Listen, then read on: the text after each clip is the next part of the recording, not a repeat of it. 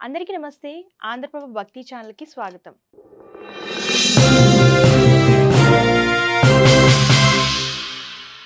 తిరుమల శ్రీ వెంకటేశ్వర స్వామివారికి తోబుట్టువుగా భావించే తిరుపతి గంగమ్మను పిలిస్తే పలికే దైవం, కోరిన కోర్కెలు తీర్చే కల్పవల్లి తిరుపతి గంగమ్మ. ఆమెను తిరుపతి గ్రామ దేవతగా భావించే భక్తులు ఎన్నో ఏళ్లుగా ఆ తల్లికి పూజలు నిర్వహిస్తూ వస్తున్నారు. ఈ అమ్మవారి జాతర దాదాపు 1వ శతాబ్దం నుంచి జరుగుతున్నట్లు చారిత్రక ఆధారాలు కూడా ఉన్నాయి. ఎన్నో ఏళ్ల చరిత్రను సొంతం చేసుకున్న ఈ గంగమ్మ జాతరను ప్రతి సంవత్సరం మే నెలలో వారం రోజుల పాటు నిర్వహిస్తారన్న సంగతి తెలిసిందే.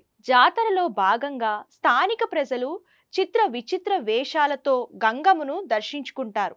అయితే బూతులు తిడుతూ మొక్కులు తీర్చుకోవడం తిరుపతిలో తప్ప దేశంలో ఎక్కడా లేని సాంప్రదాయం.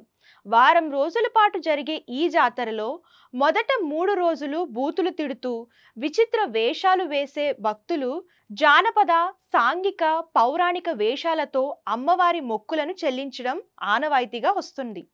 ఈ ప్రాంతం తమిళనాడు, కర్ణాటకకు సరిహద్దుగా ఉండడంతో తిరుపతిలో జరిగే గంగమ్మ జాతరకు ఆయా రాష్ట్రాల నుంచి భక్తులు పెద్ద సంఖ్యలో తరలివస్తారు. దక్షిణ భారతదేశంలోని అతిపెద్ద జాతరగా పేరొందిన గంగమ్మ జాతరను ఆంధ్రప్రదేశ్ ప్రభుత్వం రాష్ట్ర పండుగగా ప్రకటించడంతో పాటు ప్రతి సంవత్సరం నిర్వహిస్తూ వస్తుంది. అయితే ఈ జాతర ప్రత్యేకతను గుర్తించిన తమిళనాడు ప్రభుత్వం తిరుపతి గంగమ్మ జాతరకు తమ రాష్ట్రంలో కూడా ప్రత్యేక స్థానాన్ని కల్పించింది.